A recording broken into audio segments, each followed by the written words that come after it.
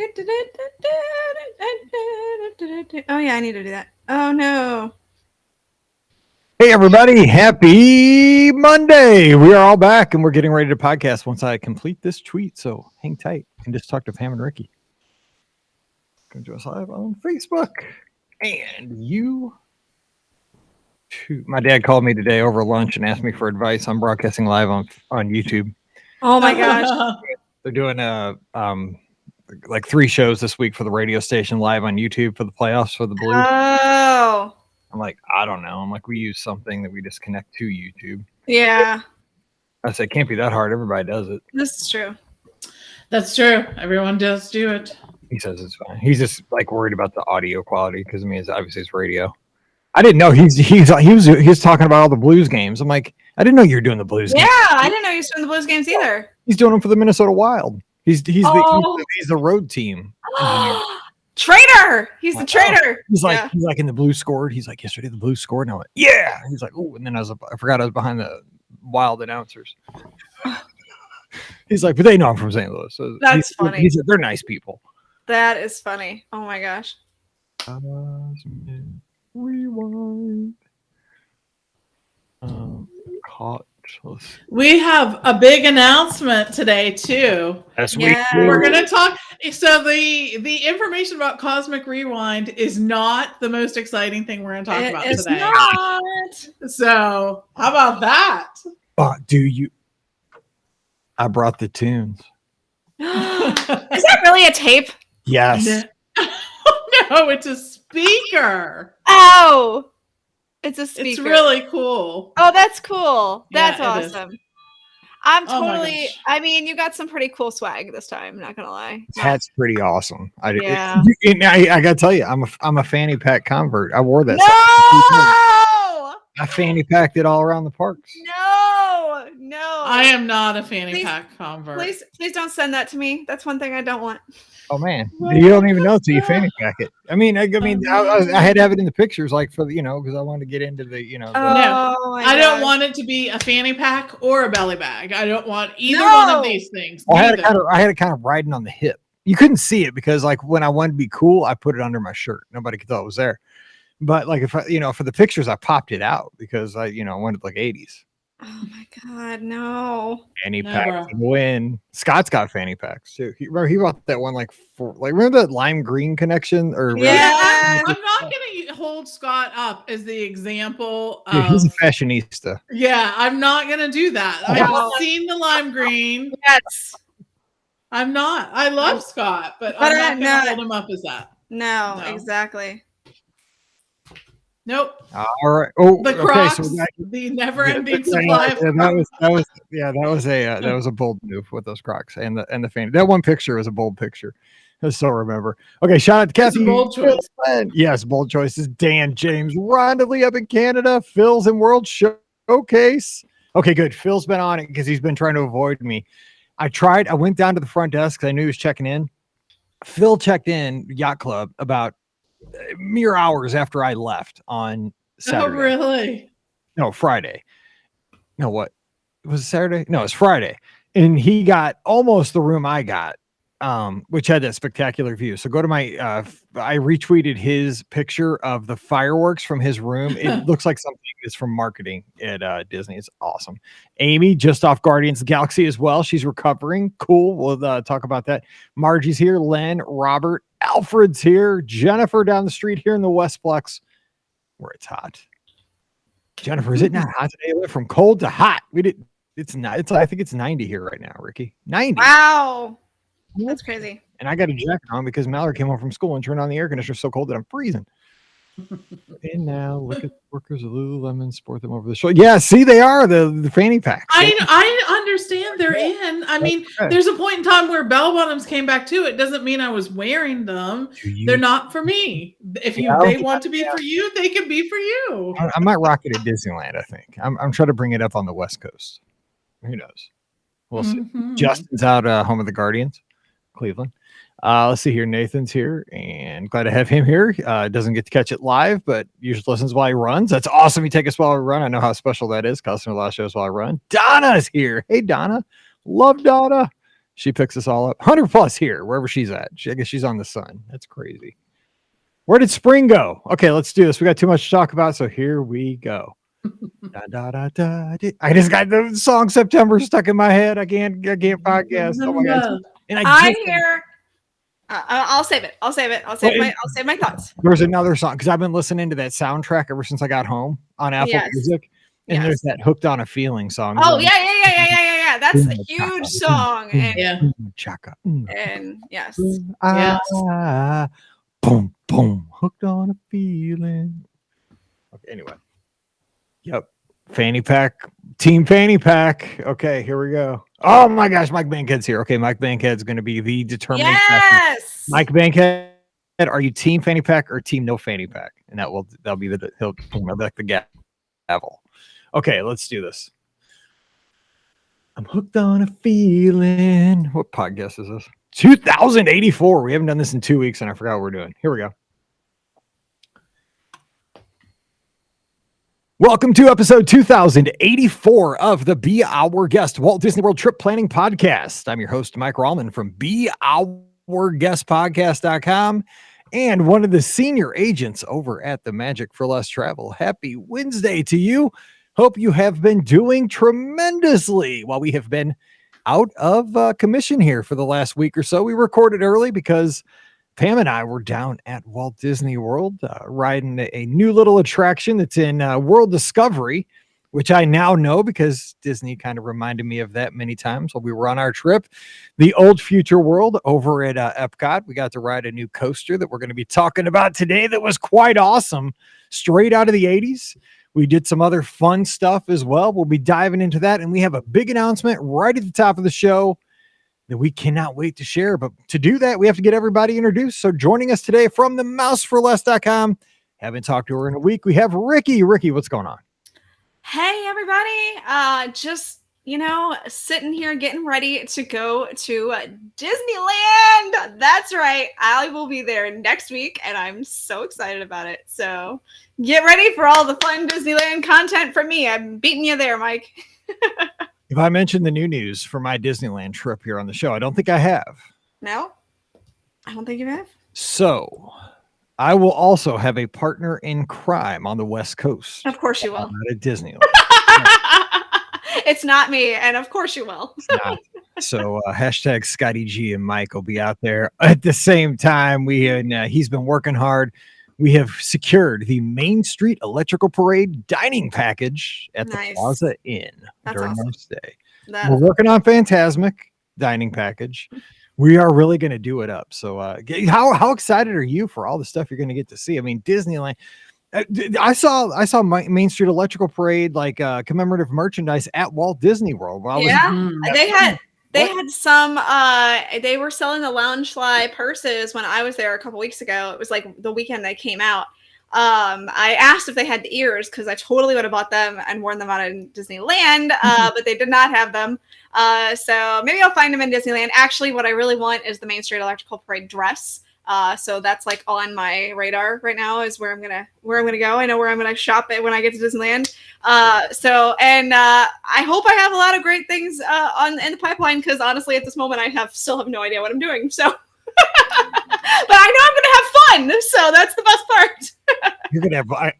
We're all gonna have some Disneyland talk to add to the show, just to kind of mix it up. I mean, after 14 years, it's good to have some little different stuff to talk about here in the Disney theme park, hemisphere and all that stuff. But it's gonna be fun. I did see though on my last day, I was going through last Friday. I was going through the Magic Kingdom, before I headed out, and there was a young woman who was taking a picture holding up the Elliot, that Main Street Electrical Parade popcorn bucket in Adventureland at Walt Disney World. I was like, it's kind of a baller move right there. That is like one of the things I'm looking toward maybe getting. I don't know if they have them. I know when they have them, they sell out like that. So if I see one and the line's not like terribly long, because it's going to be ridiculously long for it, I will maybe stand in line and get one, but we'll see.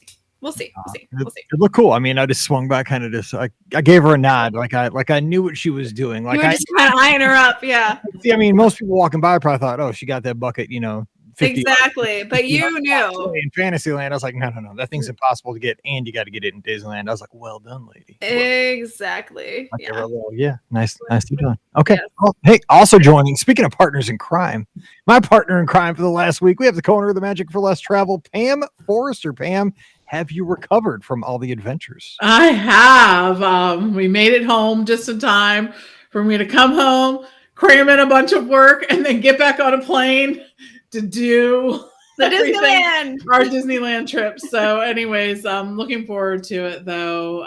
It's going to be a blast. Just love having the opportunity to get together there at Disneyland where it all started. So looking forward to it. I'll be here in Mission Control, taking it all in. Scotty G and I will be podcasting here and reporting back what Ricky and Pam are talking about. If anything new is happening out there, and we'll be, of course, doing listener questions. The podcast never stops here, so don't worry. You'll have shows, but we're going to have a good time, and I can't wait to hear their adventures and then just keep scheming for my trip, July 2nd. But hey, let's get to the here and now. We have so much to talk about on today's show. Today is not listener questions, by the way.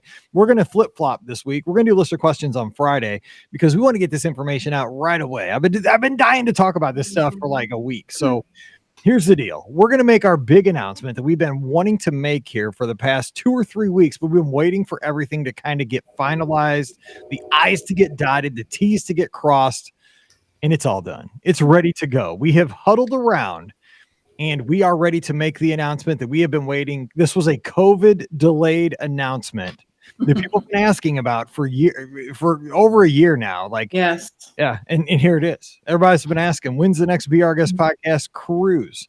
Because I went back and looked, because we were having this debate. How many have we done before? We couldn't remember because it's been so long since we cruised because of COVID. We have done 5 podcast cruises in the past. So this is podcast cruise 6. We're now on our second hand. 6. Yes. Podcast cruise 6. So we are doing a cruise, and here are the deets, people. Get ready. You don't have to write them down. They're going to be on social media, and we'll be talking about this here on the next, few shows, so you will not miss out. But we've picked out a great itinerary. We tried. Here's the factors that went into selecting this particular sailing, this ship, this time of year. Okay, so I want to be straight up honest. This is why we picked this. First of all, we have sailed on the Disney Dream many times. We've sailed on the Disney Fantasy. Now, and we try to go down out of Port Canaveral because most people like to combine it with a Walt Disney World vacation. Many folks have, and hopefully by then in 2023, folks will have annual passes again, and you want to combine it with a Walt Disney World stay for a little land and sea fun. That's what a lot of people do. So we try to sail out of Florida. So that was kind of one of our criteria. Also, we're looking for a sailing that is relatively inexpensive, one of the more affordable sailings, because we want as many families as possible to get to join us on these cruises. We're a family podcast, and we love, not only having just the adults with us, but the adults, the kids. And I'll be honest, we've seen this over the past 5 podcast cruises. When the kids go on these cruises of different families, they get along so well during these cruises. Some of them become friends after the cruise. They connect to each other through social media, the older kids. It's amazing. So we wanted to make it as affordable for families to sail with us as possible. Speaking of that, we are going over the summer so that most people, the kids are out of school. And I know with my kids, a lot of times if you go in the fall or other times of the year, you have sporting events going on. That's exactly what I have with Mallory's cheerleading and stuff. And we're actually going to sail over the 4th of July holiday to make fun, because everybody that's going to be a blast anyway, because I love the 4th of July. It's one of my favorite holidays. And hopefully you have time off of work. And it's a 4-night sailing to the Bahamas on the Disney Wish. So here's the details. We're going July 3rd, 2023 on the Disney Wish, 4-night sailing to the Bahamas with an awesome day at Castaway Cay. We're going to be doing the 5K. And we're going to be eating 5K calories worth of barbecue at Cookies and Cookies too right afterwards, and having the drinks. Yep. And then we have a day at sea too on this cruise, which is awesome. The day at sea is my favorite day always on a cruise. So we've kind of, we tried to think of all the factors. Hopefully people will be off work for the 4th of July holiday. You won't have to take off many vacation days. It's a 4-nighter, so it's relatively inexpensive. You get to be on the new ship. Hopefully the kids are out of school, out of sporting events and all that stuff. And this is just a great opportunity to get together. Now, what do we do on the podcast cruises? We just get together as groups. We do group tastings. We do group classes. Like in the past, we've done mixology. We've done beer tastings, tequila tastings. We've done podcast recordings in the bigger venues. We've always done a live podcast recording, which is always a lot of fun. We have little gifts and little things that we do. I mean, they're a lot of fun. So I'm gonna let Ricky kind of give a couple memories from the podcast cruise, but it is July 3rd, 2023.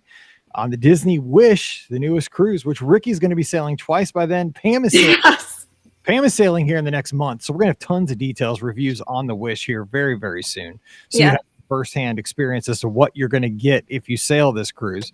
But I'll talk about the booking details here in a second. But Ricky, highlights from past cruises. What would people expect if they sail with us? Well, yeah. So the by the time we get to the podcast cruise, that will have been my third sailing on the Disney Wish. So yeah, it's pretty awesome. So I'm excited to see the ship. Actually, this week I've hit my deadline for making like all my port adventures and stuff like that, but I don't want to talk about that. So we don't talk about that on general public booking day. We don't talk. Bad day to have an issue with Disney Cruise Line. So anyway, but some of my favorite memories from the past, it's really getting to be with, friends, which is really what these podcast cruises are all about. And if you've never gone on one, you become friends real quick. Like we'll get you in the fray real quick. So don't worry about, oh no, I don't know anybody or whatever. Like that's not a problem. You can be as involved in getting to know people, hanging out with people as you want. Or if you want to just kind of like stay on the fray and, kind of like pop in and out of things, that's cool too. Like it's all very easy breezy. Like we don't like have like, you have to be here at this set time and, that kind of stuff. Like it's all that's the best thing about a podcast cruise is like for us anyway, is like we let you guys have the kind of cruise that you want to have. So if you want to, be, hanging out with the podcast family, a lot, you can do that. If you want to hang out with, your own family and do it that way, that's all cool too. So I always love the evenings when we hang out. That's always kind of such a great time. There's always we usually have a meet and greet or meet area, I guess I should say, where people can come and go and grab pizza, ice cream, whatever. Usually it's before the nightclubs start getting lit. Because we usually head on over to the nightclubs and hang out over there. So in the evening that too. So that's always fun. But it's a good time. It's really all about hanging out with friends, and that's what podcast cruise is to me. It's just friends. So yeah, hopefully it is for the listeners who come along with us too. Absolutely. I mean, we've had folks meet on podcast cruises that have gotten married. This is true. Let's see. I met Scott on a podcast cruise. Now that we're not getting married, but that's sad. That's how I met Scott. We went on a cruise together, and it was it's all been crazy from there. So Pam, real quick, some thoughts on the podcast cruise. Again, July 3rd through the 7th, 2023, on the amazing. It's going to be as amazing the Disney Wish. How much new technology is on this ship? How many new experiences? We picked this because so many of us have sailed together on many of these cruises, but looks to be amazing. Yeah, I mean, I think that Ricky did a great job of saying, for me too, it just means friends. It means, doing things together, which it's really interesting how close you become to people once you have these incredible experiences together. If you travel with someone, you become close friends. It's just inevitable. It just happens because you're getting to do this like life changing or big life events, right? These are your core memories. You create them on vacations like this, and being able to create them with these different people means that you develop those friendships with them. So that's really what I enjoy. It really is, though, your cruise. You can do as much or as little as you want. We'll have activities, where we can get together, but you're under no obligation to do them. We do plan fun little things. We'll certainly have a fish extender, which is known as the sweatshop in my family. Oh my gosh. Now wait, are they doing fish extenders again? They are doing, they've just started doing fish extenders. No, I'm so hoping that it works. So we all love and hate the fish extenders. Yeah, I saw that Disney Cruise Line brought those back, and I'm like, why Disney Cruise Line? Right? I so know. it's a love-hate relationship. I know. I love it because the creativity of other people is fantastic. I hate it because the creativity of me is terrible. So brutal. no. It is pressure. I know. It truly is. But yes, so we'll probably do fish extenders. We'll have I don't know. We always, the travel agency always does what we call pillow gifts. So we'll do some fun stuff with that. It's just fun. You won't want to miss it. It's just a very, very cool thing. Yep. And it's the same price as if you were going on just the cruise yourself. I mean, it's just that we all sail together. So here's the way. If you want any information on this, you can put in a quote request. Just go over to themagicforless.com. Again, the cruise is July 3rd to the 7th, 2023 in the Disney Wish. But all you have to do in the notes is put BOGP cruise. And what'll happen is it'll come to me. I have all the information already ready to go. I'm so stoked for this. I've been home like since Saturday, ready to do this show, but you got to do it at the right time. So we're ready to get you the information, and it's a no obligation quote. So if you want to go get some information, put as much information in there as you can, the names, dates of birth and stuff like that. It's simple. We'll get you some numbers. And then, if you want to put down that deposit, it's 100% refundable up until the final payment date. So you can secure that cabin, get the great rate that's out there right now. Because again, remember, the earlier you book, the better the rate is. And then if you decide later you don't want to go, you can get that deposit refunded, but you're going to want to go. I mean, honestly, these things are they are a ton of fun. I mean, sitting there like at 11:30 at night, you're cruising on a ship. Like, it's like a Wednesday night and you're going back to the ice cream machine and the pizza window. I mean, with Disney friends, it's amazing. And we're going to be on the ship on 4th of July. So, I mean, I would imagine that fireworks would take place on the 4th of July. I'm just taking a guess, I would hope so. So that's going to be awesome. I've never done that because we've never sailed I've never sailed 4th of July. So that's really cool. I want to answer a couple questions that have come through the chat that I've kind of seen just real quick. So somebody asked who's going to be on, all three of us, and of course Scotty G too. Scotty G is going to be on too as well. Yeah. All four of us. So all four of us. And then Len is asking what the heck is a fish extender, and that is a very valid question. So a fish extender is, on Disney Cruise Line, they have these hooks that are outside of your door. What a lot of people do is they will have these things made. They're usually made of cloth or something like that. They're kind of like, remember when you were in like elementary school and you used to do like Valentines and you'd put the Valentines in a little mailbox? It's kind of like that. So it's like a little pockets. Yeah, it's got little pockets. Yeah. And people make crafts or give gifts of things that are close to where they live, or other things like that. And you go by and you put the little gift inside everybody's fish extender. So it's kind of like a fun Secret Santa. I mean, you usually tell who what the who the gift is from, but it's kind of like a little bit like that. So I hope that answers that question a little bit. Becca wants to go over kind of the adult areas on the Wish. Now, of course, right now we don't know yet because we haven't experienced it, but I'm sure Pam and I will have lots more information about the adult areas on the Wish here within the next couple of months. But as far as the other cruises, obviously I don't have kids, so I am one who kind of has experienced this probably the most out of everybody. You see as many kids as you want to see in a weird way. Like the adult areas are definitely like off on their own section, so the chances of, if you want to avoid like a lot of kids, you can, but of course it is obviously a family cruise ship, so you are, when you're in the main areas, you're definitely still going to get, but the kids are in most of the time they're in the kids clubs. So, and that's on their own level. I think on the Wish they're on the second level this time, which is really kind of cool because I know they have a slide to get into the kids club, which, by the way, that sounds awesome. And I'm only mildly jealous that I'm not going to get to go down the slide. So they should have a slide into the adult club. I know, right? Like, totally would be a great idea. So, and I want to speak a little bit too about the adult spaces on Disney Cruise Line, because I have cruised other cruise lines, and I will say that although they say they have adult areas, I find that Disney Cruise Line sort of separates those adult areas better than most of the other cruise lines I've been on. Yeah. They have a hard, this area is reserved for adults, and that includes the pools, the spas, except for the rare times that kids can do like the kids treatments at that time.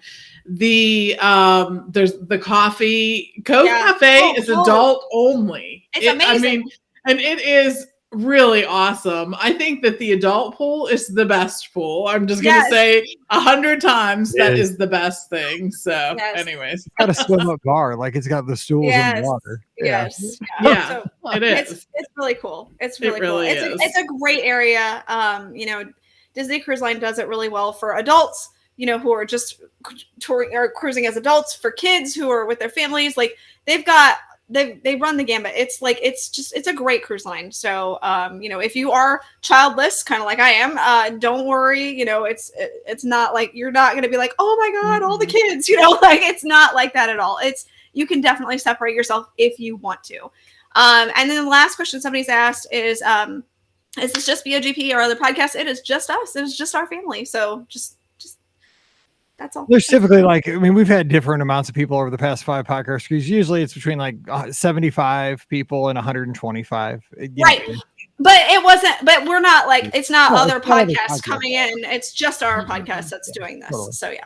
I just want to that's kind of the overall. Somebody was asking about kind of the size. The size of the group. Yeah. But like I said, sometimes like we'll know that a bunch of people are, you know, with the podcast, but then like I said, sometimes they don't always come to all the events. So we don't come hunt you down. You may not know that 75 people are, you know, part of the podcast crew, you know, cruise. Like you might not see them all at the same time. So, it's 75 to 100 is usually about right. So yes, for sure. Oh, and I also forgot to mention the adult only dining areas. Let's not talk about that. You know why I'm mad right now. Because this is going to be, I am so looking forward to Enchanté, right? It just sounds so awesome. But then the other ones, the steakhouse and let's not talk about Pello.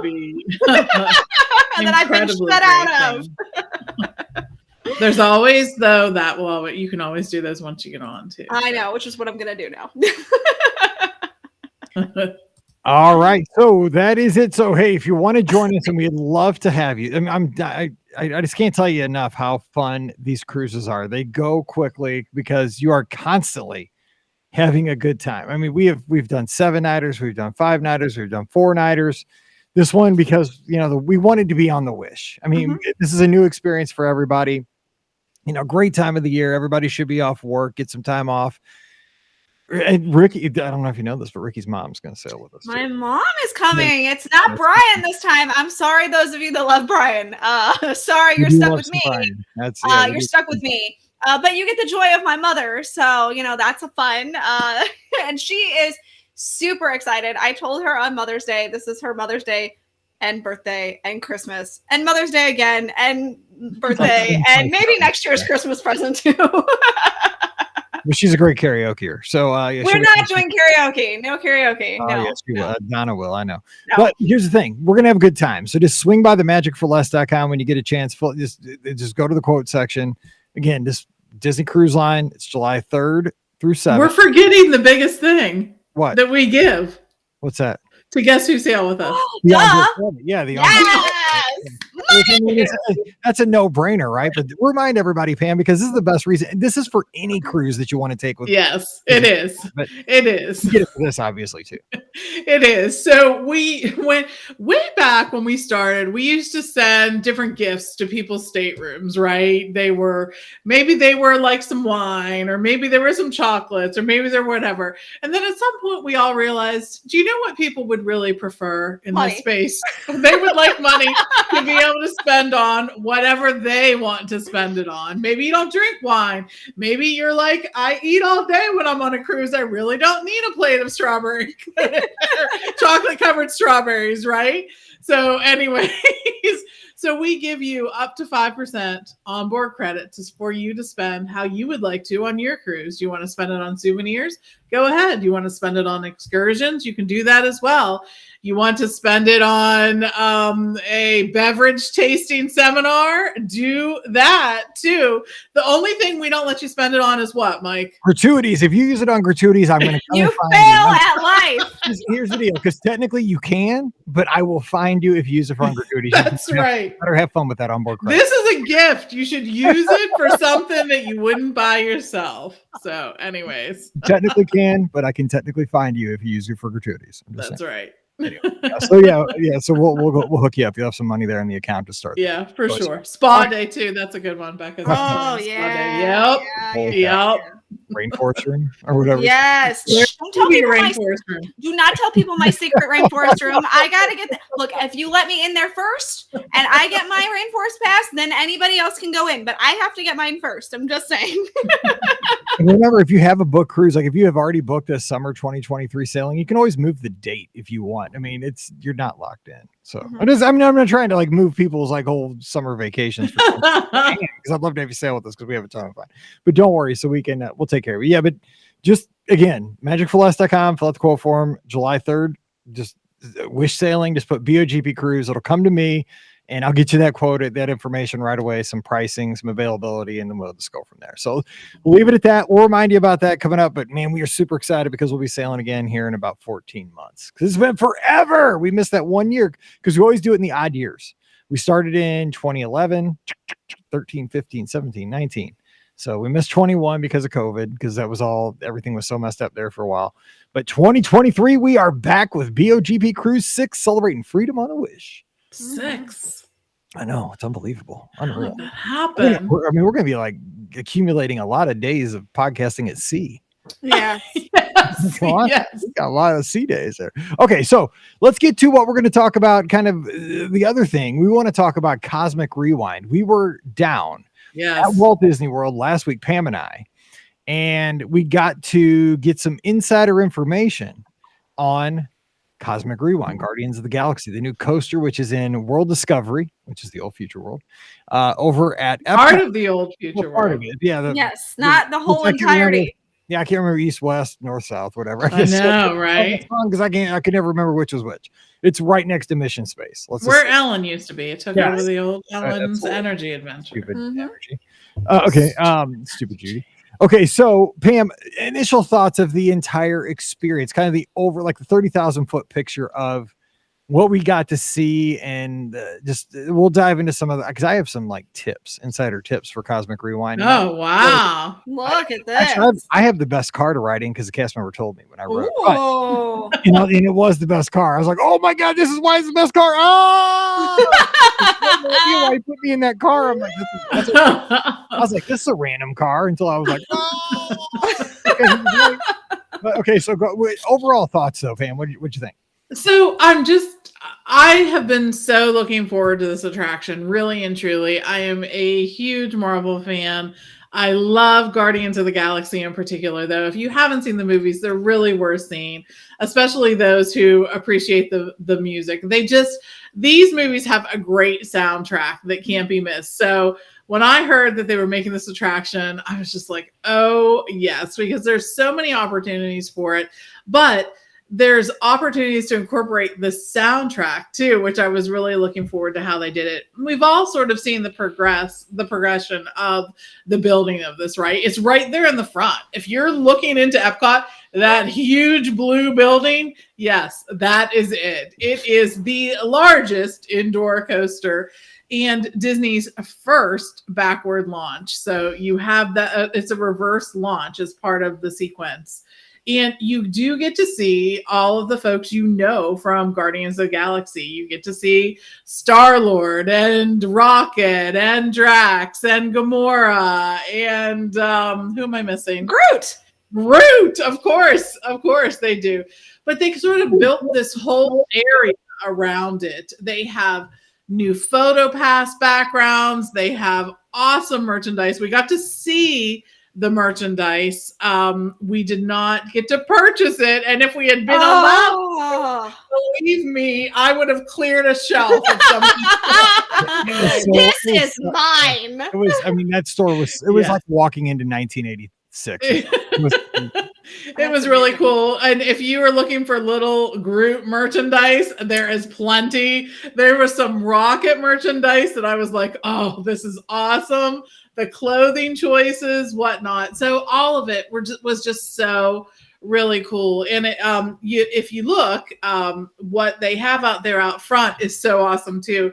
It is a Novacore Star Blaster, which was featured in the movie. You might remember it's when they all sort of locked together, right, to sort of defend that country. But it really just takes the story that we all sort of know and love and takes it a step further. It's a continuation of that story. It's taking us a step further, and somehow it seems to just fit perfectly into Epcot too, somehow. I mean, I find this to be the perfect marrying of Marvel and Epcot. I think it just fits really perfectly in Epcot. It doesn't feel out of place. It doesn't feel forced. It feels very natural to me. Didn't you feel that way, Mike? So my thoughts are going to kind of be all over the place.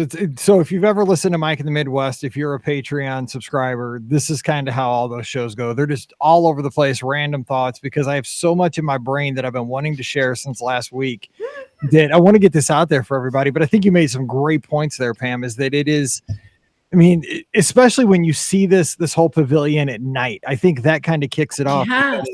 It has that aesthetic, and it has it when you go inside the queue too. And kind of speaking of that, it's got that purpley, like bluish color, kind of like a test track palette. It matches really well with Spaceship Earth at night with those, those colors with the beacon of light. It's really photogenic. I mean, you have your camera ready at night for that pavilion. Yes, that is amazing. I mean, it's awesome. So, okay, real quick. So let's kind of walk through. So we got to ride it. So when you go in, the standby is going to be on the left. That's what we went through, the standby queue, because we wanted to check out the queue. Yeah. Looks like Lightning Lane is going to be kind of towards the middle or kind of more to the right of that for folks that are doing Lightning Lane eventually. But so the queue itself was, I mean, it seems to be a longer queue. Now, we didn't get to see the entire queue because while we were there, obviously it was kind of a media day and they had different stations set up for different like interviews and media things happening. So they would kind of, cut off this corner, cut off that section of the queue. Right. We did get to kind of walk on the attraction that day. So we didn't see it all, but what we got to see looked like, and again, I still haven't seen the movie, but I am, because I've been rocking out to the soundtrack ever since I got home. I mean, I got the Ooga Chaka Ooga hooked on. That soundtrack is rocking. That soundtrack is incredible. Yes, I actually own the soundtrack. That's how good it is. Yes. Well, I do too, because I have Apple Music. Yes. But yeah, the Southern Nights. Dun, dun, dun, dun. Anyway, so. But I'm going to watch the movie, I promise. I just couldn't watch it on the plane home, because actually I rode the plane home with listeners of the show. Hey, that's awesome. From Wildwood. Yeah, so we talked the whole way. It was fun. Anyway, so the queue, let's talk about that. But so it seems rather long, kind of windy and circular and spirally. And again, blues, purples, very cool. Like temperature wise, I think they're going to air condition this very well. And just the color, it was a cool color palette. But Pam, it seemed like we got to see a lot of artifacts to get you excited for the story, like on your way to the kind of the pre-show area. Yeah, they did. So there's sort of a backstory to this attraction. No surprise there. But what the backstory involves is that Star-Lord visited Epcot as a kid. So that is why the Xandarians and the Terrans were sort of, there together in Epcot. He suggested that as a place. And you sort of enter into the Galaxarium. That's what Galaxarium. Yes, that's a word. Now that's where you're sort of entering. And when you enter in, it's this big sort of circular room where you sort of weave in and out. But if you look up, there is a huge screen on the ceiling that is incredible. It shows all these different things, which I thought was really, it's a spectacular looking room. And I'm also really glad to say it was super air conditioned. So when you're going to be there during parts of the year when it's like hot, you're going to be walking into a place that's going to keep you cool, and it will be relaxing. But I think it will be really entertaining, showing all the different things on there. And by the way, one of the things that is projected at a different time when you're looking onto that screen was a turkey leg. Oh. I'm gonna say there was a turkey leg. So it was really cool. And then you sort of walk into what is the Xandar Gallery. And this is sort of like Mike was saying, like artifacts. It sort of gives information on that. You get to see different things. I thought that part was really interesting. I mean, you get to see sort of a model of the ship and all of that stuff. So we're looking at their costumes, and you'll get to see different interviews with the cast and whatnot. And then you sort of walk into the pre-show area where you'll see Glenn Close's character is up on the screen. She's sort of explaining things to us. We get to see the Guardians of the Galaxy. Trying to think what else. They sort of course, there's some pre-show. We get some more backstory. And of course, during the pre-show thing, something goes wrong. Of course. What? Something goes wrong. Something goes wrong. I know, right? How is that possible? So of course, first thing I said was, this is the tie into Captain EO, like, because Glenn Close, she waves in Captain EO. She's the person at the end of Captain EO. She's like the queen, isn't she? No, that's Angelica. Is she not the queen at the That's end? Angelica Houston. Yeah. Oh dang! I thought for sure she was that person at the end of Captain EO. Right. No. So well, wrong. there's got to be some other connection. Okay, so I'm going to take it over from Pam because I know we're going to go long here. So we are go in the pre-show, and something goes. They're giving you all the backstory, they're telling you not to take. Yes, something goes horribly wrong. Something goes wrong. Next room, boom! They zap you up into this room, up into the ship, so that you're ready to get to the coaster. Okay, because we all know it's a coaster, right? And I know there's spoilers here, but we're not trying to go hardcore spoilers. But I want to tell you what to expect. I mean, if you don't want any spoilers, hopefully, and I'll mark this spoilers because I don't want people to get mad. But here's the thing. So we get into the room. Now, here's the cool part about this that I wasn't expecting, which I'm super stoked for, is that when you get to the actual load area for the coaster itself, you go down the middle, and it's kind of similar to like a Big Thunder Mountain where you have both sides. Nice. And you have 10, I think it was 10 rows on each coaster. Nice. And so they hold it, so you're loading from both sides, and they're coming into the station pretty quick. So it's going to be able to kind of eat people pretty quick as long as it stays functioning, with no difficulties. But yeah, I mean, it seems to be like it should eat a lot of people. So that's good to get people in and out.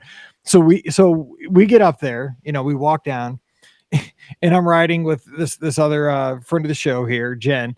And we get to the person, and there's nobody on the train except us. And so he's like, "So where do you guys want to ride?" I'm like, "On the train." I'm like, what am I supposed to say? I don't Somewhere. know. What kind of question is that? It's an empty train. It's a preview. I've never been on this ride. I've never been in this room. It's like, I don't know. Usually people would say front row, back row. Like that's when I get asked that question of where do you want to ride, that's where I like go. No, but he snickered when he said it to me. He's like, "Where you want to ride?" I'm like, I don't know. I've never been on this. And I really kind of was a little bit nervous because, of course, there has been all the talk about, motion sickness possibilities and all this because I knew it spun. And I'll talk about that in a minute. So he's like, he kind of grins and he goes to the person that's like loading everybody. He's like, "Put them on 9 and 10. Nice. I was like, are those the last two rows? Yes, they are the last two rows. Okay, that's what I figured. So I was like, so I turned to Jen. I said, "That's weird." So I thought we'd for sure be in the front seat.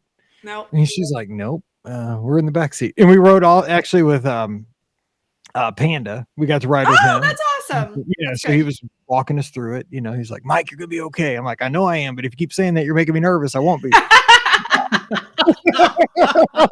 like, "I think I will be, but just quit telling me I will be okay. Quit telling me.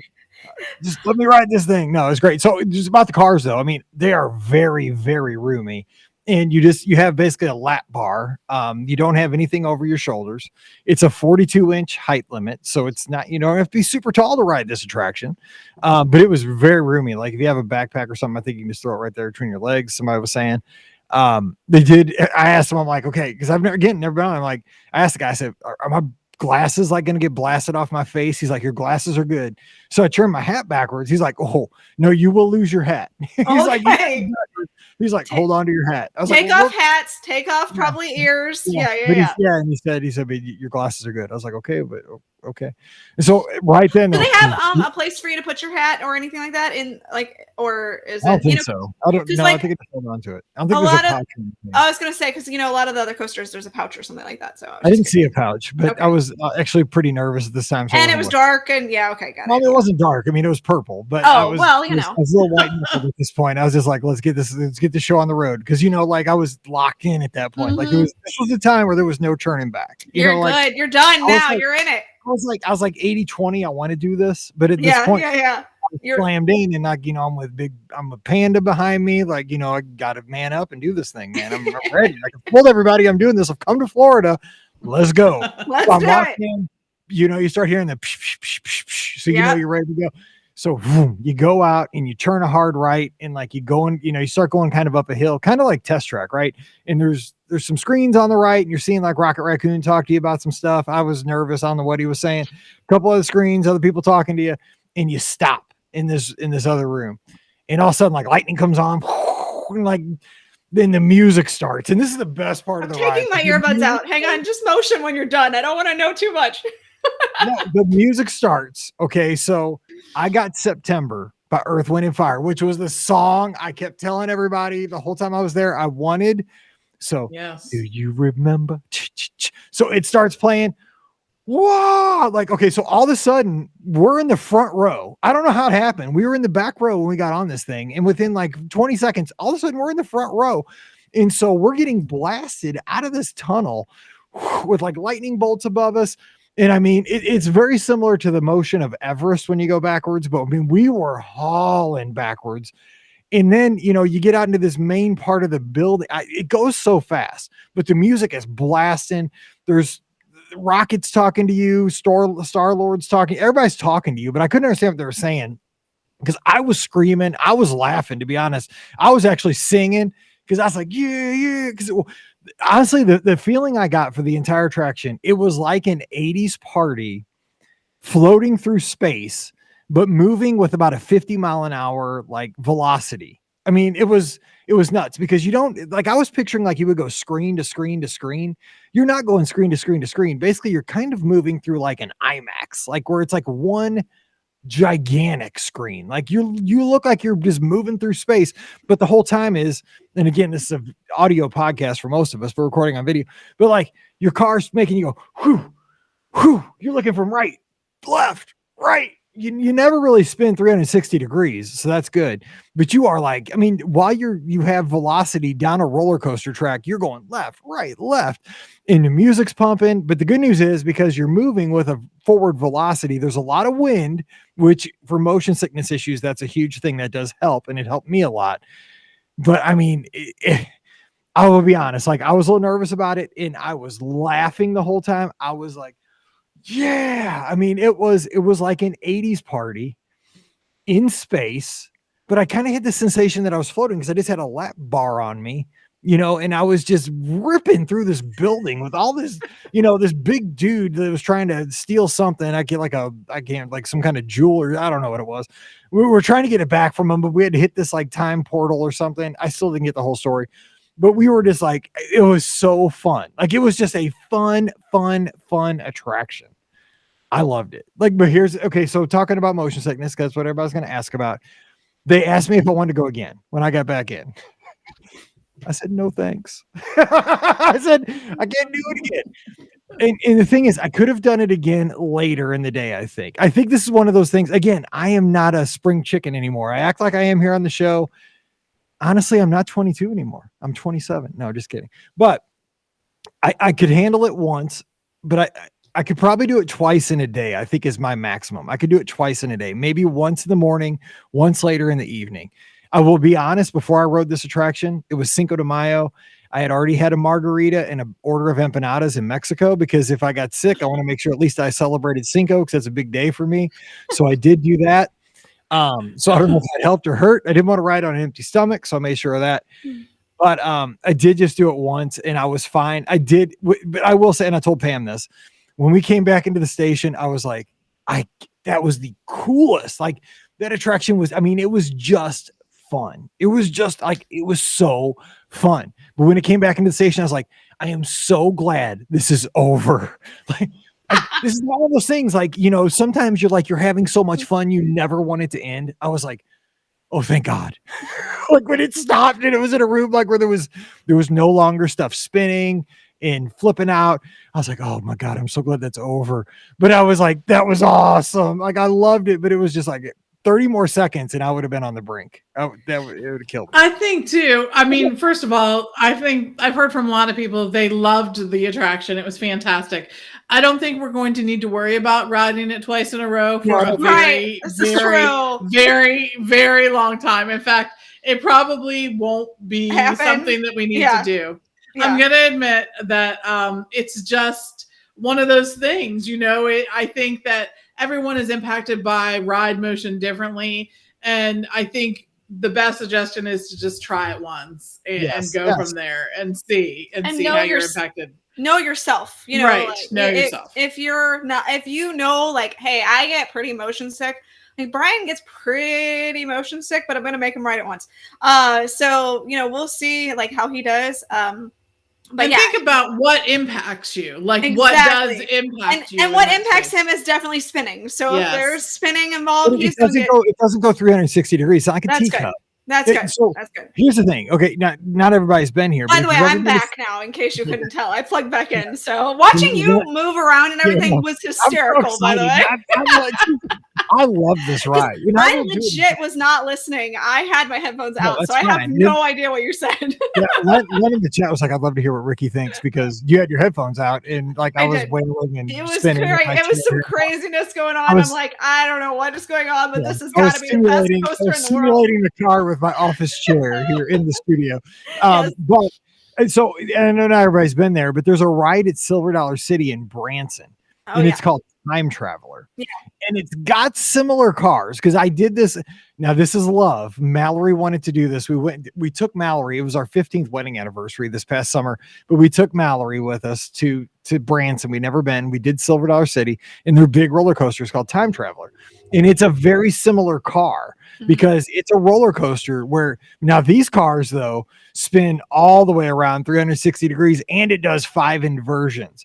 So that is that's like this ride on steroids. It's an outdoor coaster, though. There's no theming to it. There's no, you didn't know screens, no nothing like that. So overall, Cosmic Rewind is way more fun and it's a lot more tame because you don't go upside down, you don't do 360s, but that's kind of the similar vehicle. And like I said, I think everybody can do this, but here's the thing. Like I can't do Star Tours. Like Star Tours makes me just want to, and I love Star Wars. Yes. I cannot do those closed in simulators. I can do this. That's good. But be smart about it. Like, if you think it's going to bother you, just take a Dramamine that morning or a Bonine or something. I mean, just be smart about it. Everybody should try this attraction. I mean, it is because like when I got back, I was like a kid. I was like, that was so fun. I was like screaming. It was so fun. It was a blast. Here's the tip though. Don't do what Brian did on accident because my mother gave him Dramamine and we thought it was non-drowsy. It was not non-drowsy and he could barely stay awake the entire day. We were touring around Epcot. So make sure you get a non-drowsy version of whatever you're taking because you don't want to be like walking around in a haze while touring around Epcot that day. No, that's true. So there's a couple of tips I want to mention. First of all, when this opens, it does now. It has a height restriction we mentioned of 42 inches, which is important to note because I know that there are kids that are shorter than that are going to want to experience it and can't. Just like the movies, there is a soundtrack that plays on this attraction, and there are 6 possible songs that will play throughout your journey. Mike named one, September, which, in my opinion, that's the best, right? You guys are wrong. The best, and I haven't even been on it, but the best is going to be Conga. But that's because I have a personal relationship with that song. So I'm just saying. So that's right. Conga is another choice. Disco Inferno is another one. That would be everybody wants to rule the world. Yeah. I ran and one way or another. So those are the possible choices that you may get in songs. I know, right? Everyone will have their own choice. Yes, their own choice. And you don't get to choose. So you get what you get and you don't get to fit, right? So when it opens in May officially, there will be a virtual queue utilized for this. And I think there's really no way for them to get around that at this point. It's going to be that. In addition, though, you will be able to purchase individual lightning lane for this. So I think that's great for the summer because Disney actually took one of the individual lightning lane attractions from each park and made it part of the Genie Plus lightning lane selection for this summer when there's going to be lots of folks there. So that makes the Genie Plus more something that is more attractive to people because it's just about every attraction it includes. So you'll have to do individual lightning lane for this. And I will say my strategy for this would be to get to the park when it opens. So because we did that the other day to get into Epcot early for that early entry that's available for resort on-site guests. And we were able to go right to Ratatouille and probably were on and off within 25 minutes. So I think that's your best choice for that. And then we didn't have to buy individual lightning lane for these things. So that would be my choice. Or you could also pay for the individual lightning lane, which isn't a bad strategy either. If that's, if you want to do that. So Ricky, so you sleep, you pay. I know. Well, I mean, obviously you and I all know how I have a love-hate relationship with the virtual queue because I can't ever get into it. And if I gotta do, the 7 a.m., wake up call for making, individual lightning lane attraction purchases, I'm just, I'm already like, dang it, I'm never gonna get to ride this thing.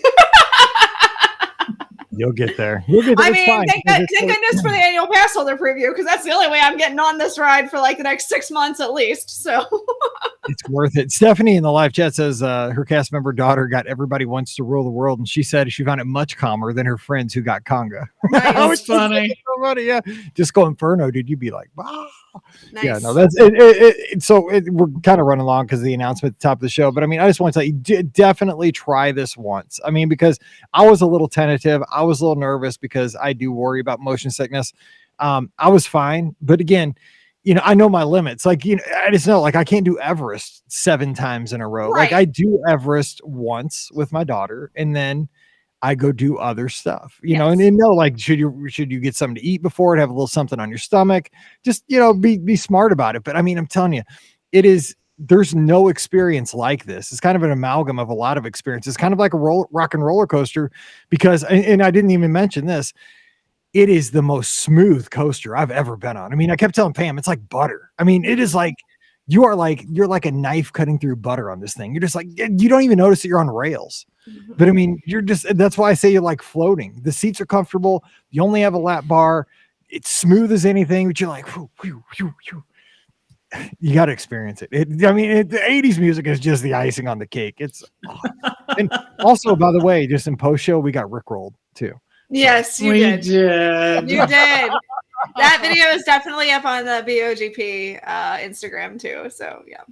So check it out. Check out my Instagram. I got all the, we got the gift shop videos on the Mouse for Less, on the Magic for Less, the podcast stuff. We got some got some reels for like what the coaster cars look like, some of the queue stuff. So it's all there. So check it out. So just want to get that out there. Give it a ride. I mean, it's what opens up in 2 weeks now for everybody, May 27th. So we're there. It's going to be, I'm telling you, and then we can't wait to hear a lot of people doing AP previews. So it is a ton of fun. I loved every second, but I'm glad it was not many seconds longer because I might not have loved it. It was fun. All right. So we are going to get out of here. We're going to do listener questions on Friday. So stand by for that, but want to get this out there again. Don't forget Podcast Cruise 6 on the Disney Wish, July 3rd through the 7th, 2023. If you want to get in on that, just fill out the quote form over at themagicforless.com. And speaking of the Magic for Less, they sponsor all of our podcasts. So if you want to go to Walt Disney World, Disneyland, Disney Cruise Line, Adventures by Disney, swing by the website, themagicforless.com. Great trip planning tools to get you started right there. Fill out that free no obligation quote wherever you want to go, and an agent will take great care of you right then, right there. So again, check them out today over at themagicforless.com. Please also use our Amazon affiliate link, beourguestpodcast.com/Amazon when you shop online. That really does help us out. And a sincere thank you to our patrons who allow us to put this show out 4 to 5 times or 3 to 4 times, a lot of times a week. I don't know how many times it's going to be this week. It's a lot, but you guys allow us to do that. And we have our bonus show called Mike in the Midwest for the patrons. So check us out over at patreon.com/BeOurGuestPodcast. Give Ricky a follow on the social. She's at Ricky Nibs, RIKKINIBS. Check out Pam at TMFLT Pam on the socials. And I'm at Be Our Guest Mike. Lots and lots of stuff there from this past week. So if you haven't checked that out, do that this week. And we're going to have a live call-in show this Sunday night. We missed him the last couple of weeks because I was at Walt Disney World. And then we have Mother's Day, and I was not going there on Mother's Day. But Sunday night, we'll be taking your calls. Any questions about the podcast cruise, any questions about Cosmic Rewind. Also, I got to do the new show Drawn to Life over at Cirque Du Soleil. My mind was blown about that. We'll talk about that too coming up on one of the shows because I'm not like a live theater person, and I was already crying like 7 minutes into the show because dude, the girl's dad dies. Why does the girl's dad have to die at the beginning of every Disney thing? Like, I'm there. My daughters are at home. I'm like, what? Like, dude, can we not just have something that's happy at Disney? Like without a tragedy at the beginning? No. But I mean, then the tumbling was incredible. And I'd just seen all the cheerleading, right? I just finished cheerleading. And like, then I'm seeing like, I'm like, dude, level 6 is like the highest for cheerleading. I'm like, these people are like level 19. It's crazy. Anyway, so we'll talk about that, but we're going to have a good time Sunday night. Give us a call, Facebook and YouTube, 7:00 Eastern. Join us there. And yeah, that's about it. So we'll be back with listener questions on Friday. So for Pam and Ricky, I'm Mike, wishing you a great week and a great Wednesday, but it's time to get back to work. Stay safe, stay healthy, and we'll see you real soon. All right, let me save that bad boy. Yay! Wait. This PC, Be Our Guest Podcast. Episode 2084. Edited. I cannot wait to ride the Jeep tonight with the top down. It's been all winter since I've nice. That's gonna be awesome. Yeah, Riley likes riding it with the top down. Her ears fly. Uh-oh. We just lost Ricky. Oh my gosh. See you, Mike. Got to get down there, right, Guardians. It's crazy. He was just there. Just missed him. He was there when Ricky was there. Oh, really? Yep. We didn't even. Yeah, we got to talk about next week. We'll talk about like the Connections Cafe, the ice cream shop. Yeah, Salt and Straw. I would say sugar and spice.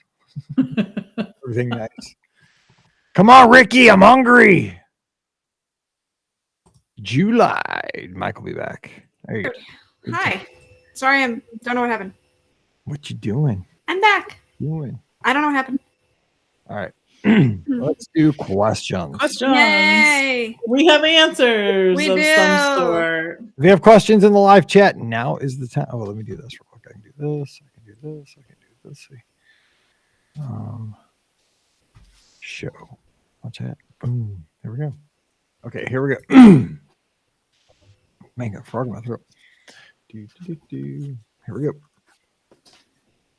Welcome to episode 2085 of the Be Our Guest Walt Disney World Trip Planning Podcast. I'm your host, Mike Rallman from BeOurGuestPodcast.com and one of the senior agents over at the Magic for Less Travel. Happy Friday to you.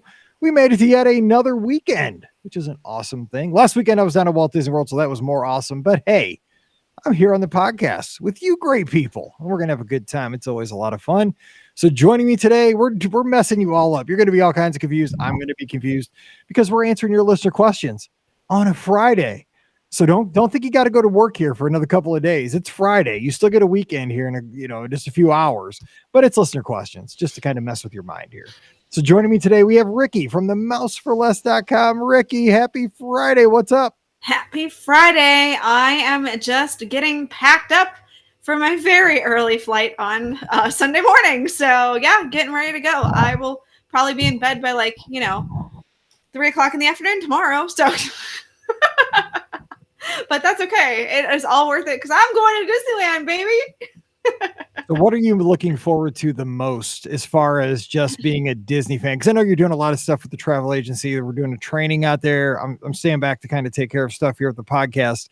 I'll be watching from afar, doing my stuff in July. Yeah. But as far as just being a Disney geek, Like, what are you looking forward to the most at Disneyland? Well, I was just there in November. So the good thing is that I have, it had been so long from my last trip to the first trip that I ever took. So the memories that I had weren't like the clearest. So this time I at least have a better like understanding of kind of where everything is and stuff like that. So I'm really looking forward to like really honestly knowing my way around in a weird way, like being able to like go, okay, I know where this is. I know where this is. Like for you, I know you're excited about the fact that you don't know, and like, and I know, yeah, exactly. I'm trying to avoid stuff like that. Like I want to watch videos, but I'm not. Yeah. I'm starting to feel a little more like not a local, but like a knowledgeable person. Like that part feels really good about. So like, I'm really excited, but I'm really excited about getting to experience Avenger Campus again. I mean. The Spider-Man ride, okay, it's not Spider-Man like they have at Universal, which I think is just the best attraction ever. But this Spider-Man ride is super fun. It's really great. So I love getting to experience that. I love getting to experience. I'm excited, hopefully, to be able to see the Main Street Electrical Parade. I haven't seen it in years, which is awesome. Yeah, so I'm really excited about getting to experience Disneyland in like.